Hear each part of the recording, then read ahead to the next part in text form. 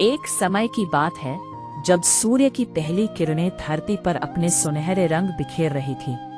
महाराज दशरथ ने अपने साम्राज्य में खुशियों की लहर लाने के लिए एक भव्य यज्ञ का आयोजन किया।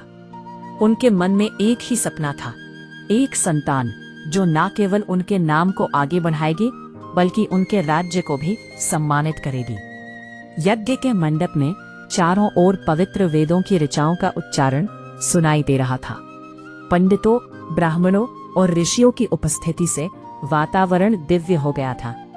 यज्ञ की अग्नि के चारों ओर उपस्थित लोग मंत्रों का जाप कर रहे थे और समिधा की खुशबू पूरे आकाश को महका रही थी। महाराज दशरथ अपने गुरु वशिष्ठ और मित्र लोभपाद के साथ यज्ञ मंडप में पहुंचे, जहां एक नई शुरुआत होने जा रही थी। यज्ञ का समापन होते ही उन्होंने प्रसाद को अपनी 3 रानियों के बीच बांट दिया। जैसे ही रानियों ने प्रसाद ग्रहण किया, उनकी आंखों में आशा जगमगाने लगी। कुछ महीनों बाद जब चैत्र मास की नवमी तिथि आई, तब एक अद्भुत घटना घटी। महारानी कौशल्या ने एक शिशु को जन्म दिया जो श्यामवर्ण, तेजोमय और अद्भुत सौंदर्य से परिपूर्ण था।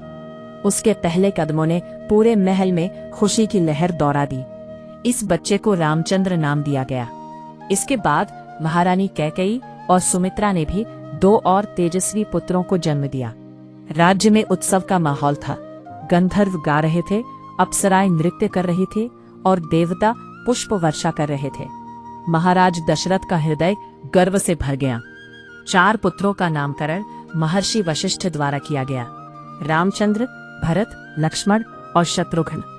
जैसे जैसे समय बीतता गया, रामचंद्र ने अपने गुणों से सबका दिल जीत लिया। वह अपनी प्रतिभा में अपने तीनों भाइयों से आगे निकलने लगे। सभी विषयों में पारंगत होते चले गए।